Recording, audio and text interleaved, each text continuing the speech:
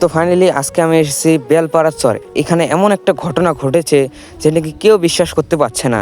5 জন ছাত্র মিলে দাওয়াত খেতে গিয়েছিল। ওখান থেকে নৌকা দিয়ে আসতে যেয়ে 22 জন শুদ্ধ নৌকা পাল্টি খেয়ে পড়ে গিয়েছে। তার থেকে 3 জন উঠেনি, আর সবাই 19 জন উঠেছে। সেই 3 জন হলো সেকেন্ড ইয়ারে পড়া ছেলে, 9-এ পড়া মেয়ে, 5-এ পড়া মেয়ে।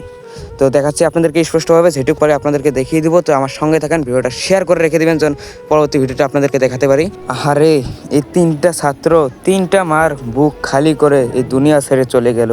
আপনারা হয়তো ভাবছেন এই বোটটা এভাবে চলাচ্ছে কেন, কারণ যদি তলে ডুবে থাকে এই বোটের যেটা মিশিংয়ের পাওয়ার তলে ওটা ভেসে তুলে হবে, তার জন্য এত স্পিড চালাচ্ছে।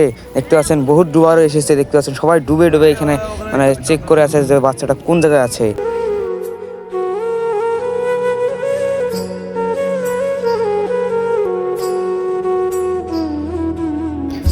এই যেটা দেখতে পাচ্ছেন এইটা বাড়ি, আর এই যেটা নদী। এখান থেকে এইটুকু আসতে যে এই ঘটনাটা ঘটে গিয়েছে।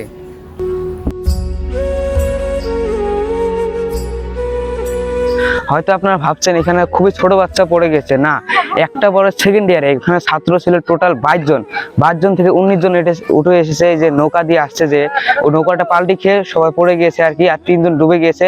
একজন পাওয়া গেছে ভোর সকালে, আর 2 জন এখনো উঠতে পারেনি। একজন বড় সেকেন্ড ইয়ারে, একজন বড় 9-এ। তো আপনাদেরকে আমি স্পষ্টভাবে দেখিয়ে দিচ্ছি, তো দেখতে পারবেন আপনারা। এই নদীতে দেখতে পাচ্ছেন আপনারা এই নদীতে পড়ে গিয়েছে। আমি আপনাদেরকে দেখাবো যেটুকু পারি।